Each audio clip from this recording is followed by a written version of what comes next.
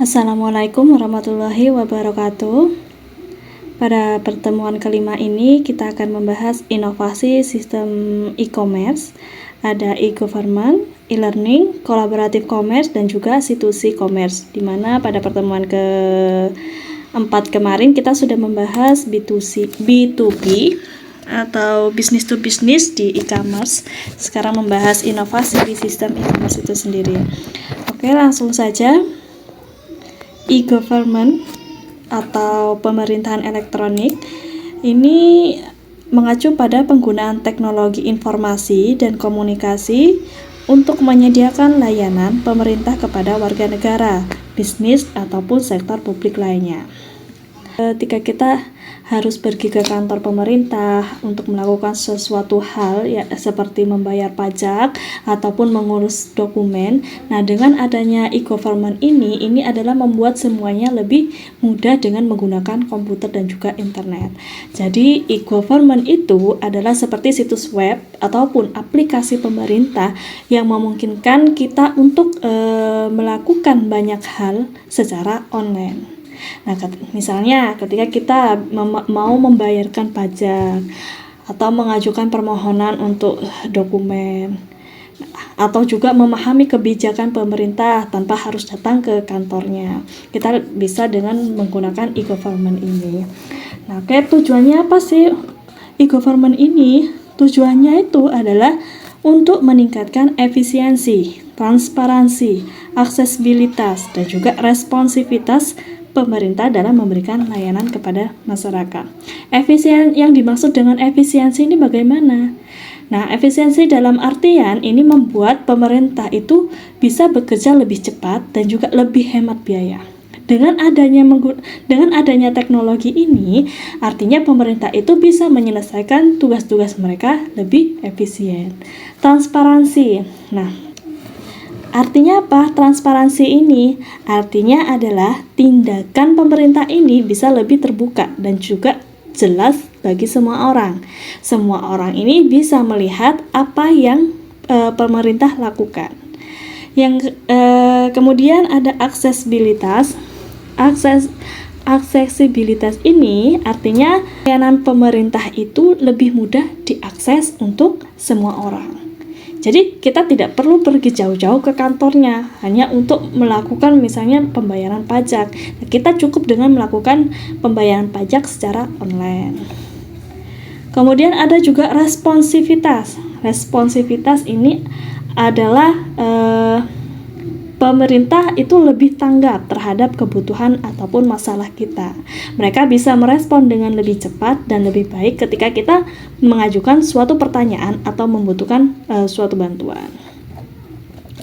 Nah, jadi itu adalah gambaran mengenai e-government. Lalu bagaimana dengan kategori e-government ini, aktivitas-aktivitasnya berkaitan dengan apa saja?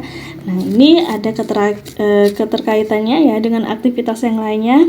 Ada government ke citizen atau disebut dengan G2C, ada G2B, government ke bisnis, ada government ke big government, kemudian juga ada government ke internal, dan juga ada government ke employee. Nah, jadi kita akan bahas satu-satu ini. Yang pertama kita membahas dari government ke citizens atau G2C.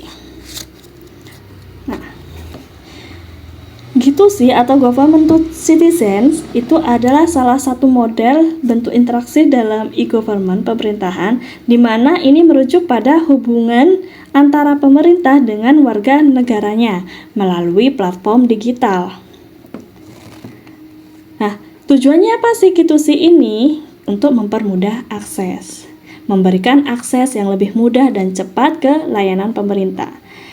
Mencakup hal apa saja? Mencakup hal perizinan, perpajakan, pendidikan, kesehatan, dan masih banyak lagi.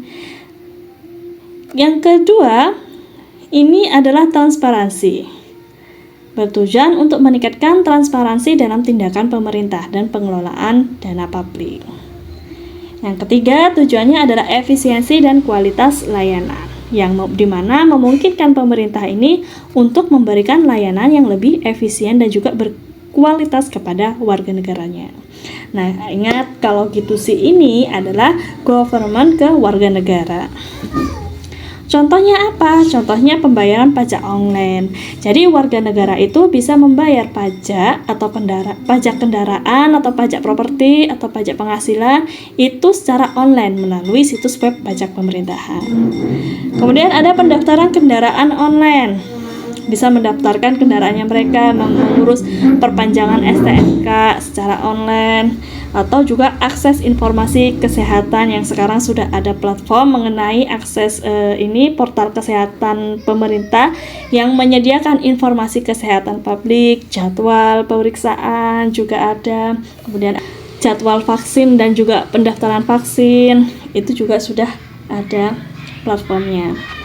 Selanjutnya, kita akan membahas government to business atau disebut dengan G2B, di mana ini adalah mengacu hubungan antara layanan pemerintah kepada entitas bisnis, termasuk perusahaan, organisasi, ataupun pelaku usaha. Tadi itu kepada pemerintah ke warga negara, sekarang pemerintah ke pelaku bisnis. Tujuannya apa sih? Tujuannya untuk mendukung pertumbuhan ekonomi. Nah, pertumbuhan ekonomi ini itu untuk menciptakan iklim bisnis yang lebih kondusif. Dengan apa? Dengan menyediakan layanan dan juga insentif. Yang kedua, memastikan kepatuhan regulasi. Pemerintah melalui G2B ini bisa memastikan bahwa perusahaan itu mematuhi regulasi dan juga standar yang ada untuk melindungi konsumen, lingkungan, dan juga kepentingan masyarakat. Yang ketiga itu adalah memfasilitasi inovasi, memberikan dukungan kepada perusahaan dalam hal pengembangan dan pengenalan inovasi baru. Contohnya apa sih untuk yang G2B ini?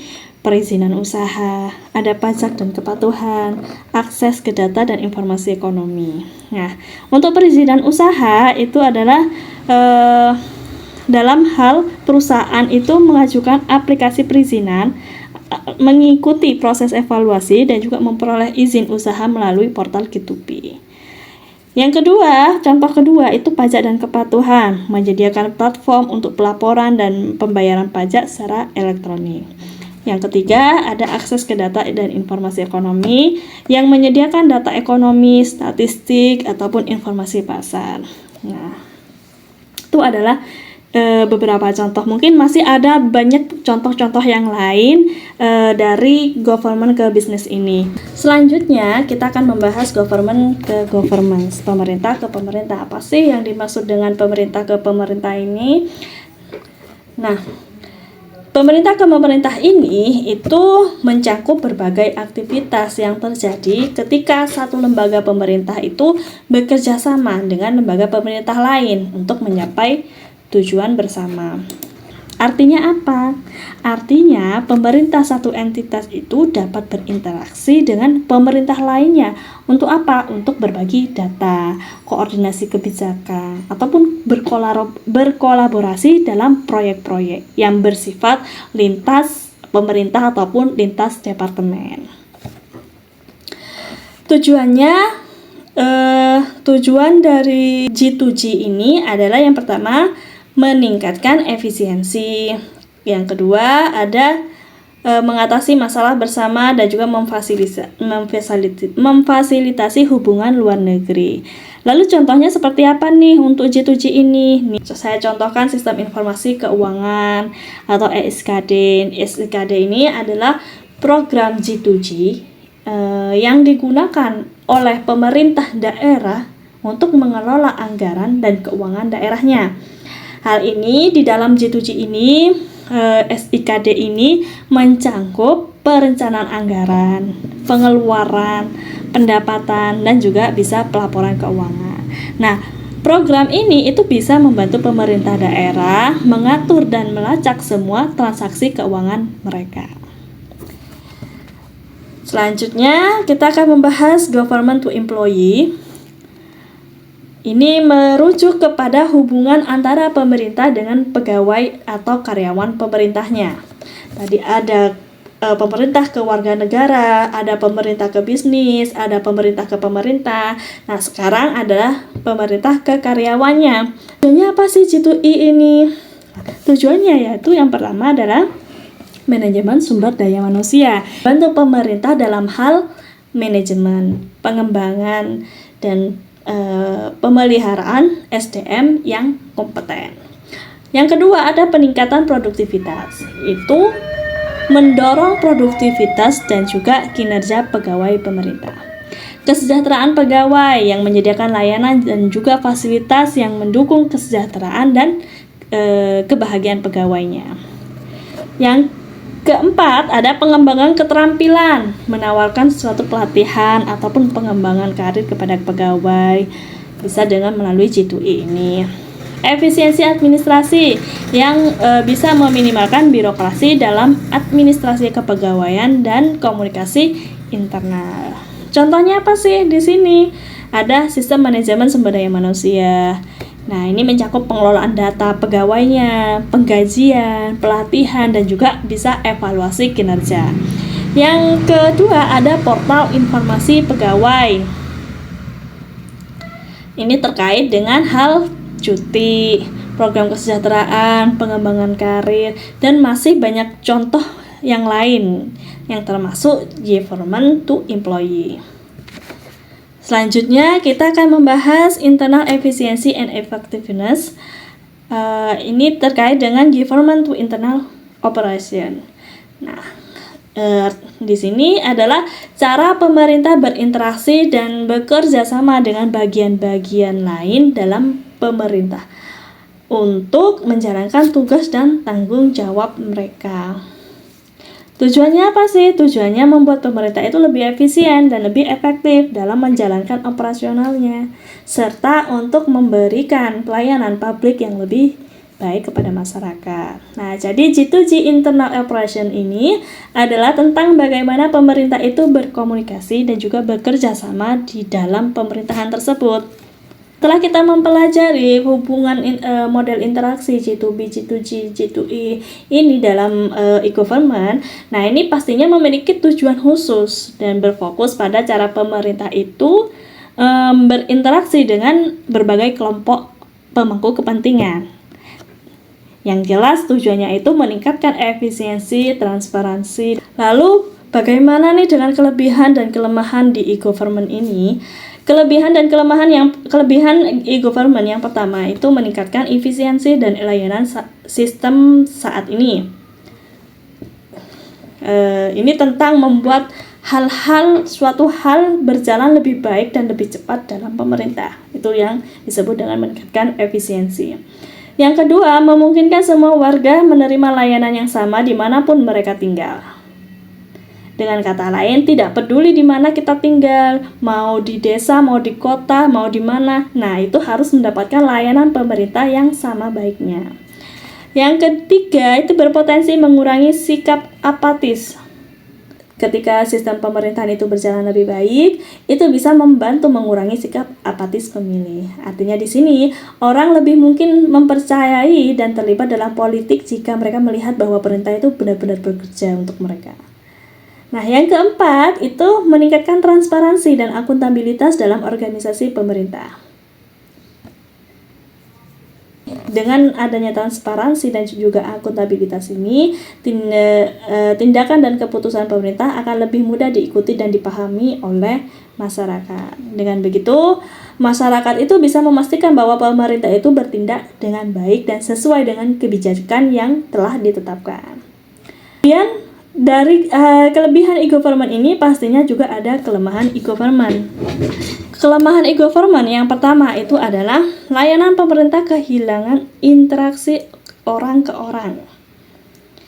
Meskipun ini bisa meningkatkan efisiensi, itu juga bisa mengurangi dari sisi manusiawi dari layanan publik.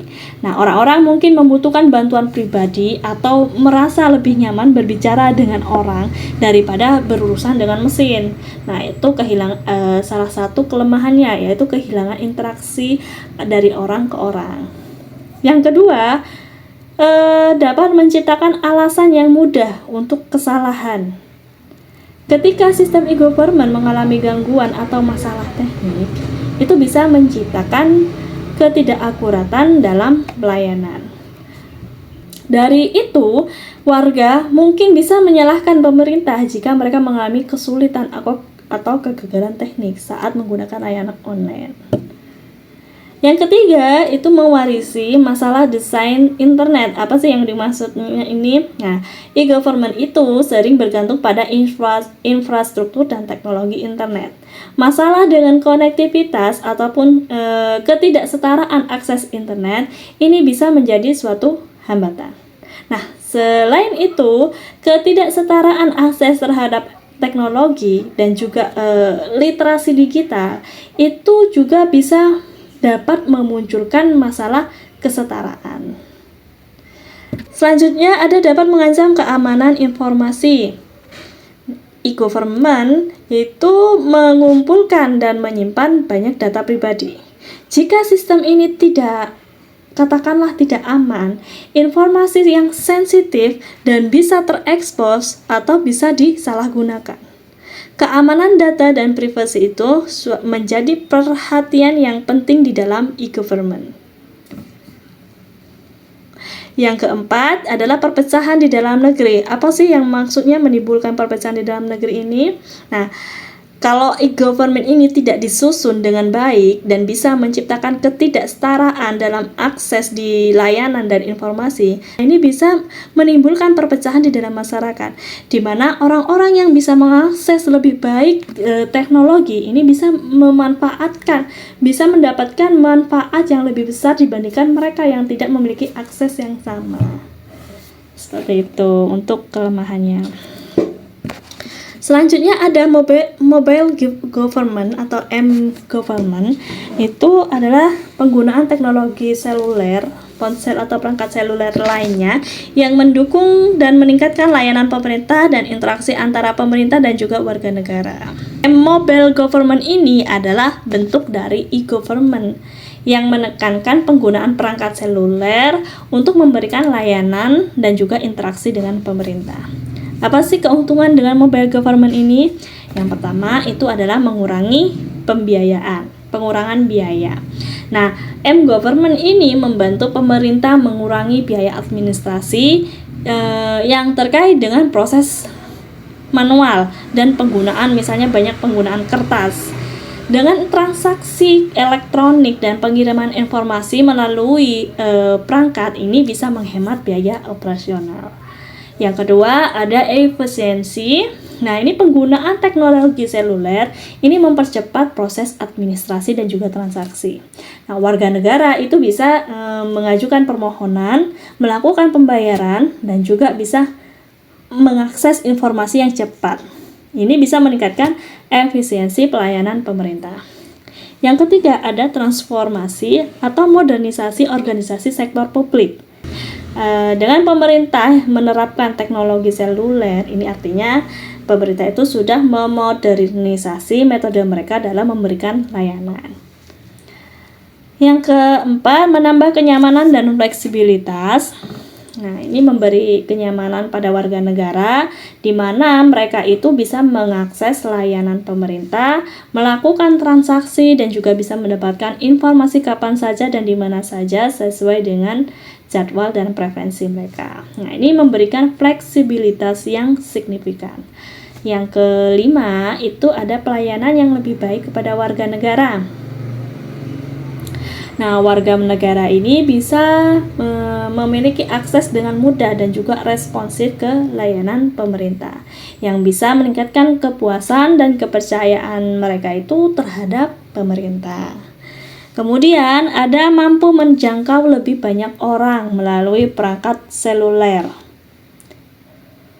Nah, dengan m-government ini mungkin pemerintah bisa menjangkau lebih banyak orang, terutama di daerah yang memiliki keterbatasan akses internet kabel. Nah, dengan adanya m-government ini mendukung inklusi digital dan juga partisipasi lebih luas masyarakat dalam layanan pemerintah. Oke, itu dia tentang mobile government. Selanjutnya kita membahas e-learning. e-learning itu sendiri adalah pembelajaran elektronik merujuk pada metode pendidikan yang menggunakan teknologi digital, terutama internet, untuk memberikan materi pembelajaran dan pengajaran. Dengan e-learning ini pasti ada sisi plus dan minusnya, ada sisi kelebihan dan juga kelemahannya. Nah, lalu apa sih kelebihannya? Pertama, kelebihan e-learning itu adalah mengurangi biaya perjalanan dan waktu. Artinya di sini e-learning ini bisa menghilangkan kebutuhan untuk perjalanan ke tempat pembelajaran, yang bisa mengurangi biaya perjalanan dan juga waktu yang diperlukan untuk menghadiri suatu kelas. Terutama ini bermanfaat bagi siswa yang tinggal jauh dari tempat pembelajaran. Yang kedua itu ada pilihan materi pembelajaran yang sesuai dengan minat mereka. Yang ketiga itu ada pelajaran dapat belajar dimanapun mereka memiliki akses ke komputer dan internet. Artinya di sini mereka itu akses yang fleksibel. Nah, pelajar itu bisa mengakses materi pembelajaran dimanapun. Nah, asalkan mereka itu memiliki koneksi internet dan juga komputer. Selanjutnya itu ada fleksibilitas untuk bergabung dalam diskusi jarak jauh di ruang obrolan. Dan terakhir, kelebihannya itu pengembangan keterampilan komputer dan juga internet yang bisa dapat ditransfer ke aspek lain di kehidupan pelajar. Artinya apa? Nah, di sini artinya melalui e-learning itu mahasiswa atau siswa ini bisa mengembangkan keterampilan komputer mereka dan keterampilan komputer mereka yang bisa bermanfaat dalam berbagai aspek kehidupan mereka. Nah, ini bisa mencakup kemampuan mengelola informasi, berkomunikasi secara digital, dan juga bisa menggunakan teknologi yang bisa ditransfer ke pekerjaan ataupun kehidupan sehari-harinya. Di e-learning juga ada sisi kelemahannya. Kelemahan e-learning yang pertama itu adalah keterbatasan interaksi dengan manusia. Ini bisa mengurangi interaksi langsung antara mahasiswa dan instrukturnya. Nah, ini bisa membuat pembelajaran kurang dan juga menghilangkan unsur kehadiran fisiknya yang bisa mempengaruhi motivasi dan juga keterlibatan. Yang kedua, koneksi internet yang tidak stabil. Bagi mereka yang tinggal di daerah dengan koneksi internet yang tidak stabil ataupun lambat, e-learning ini bisa menjadi sulit atau menjadi hambatan. Gangguan koneksi yang bisa menghambat akses ke materi pembelajaran itu bisa berkontribusi adanya tekanan pada mahasiswa karena tidak bisa koneksi dengan e-learning tersebut.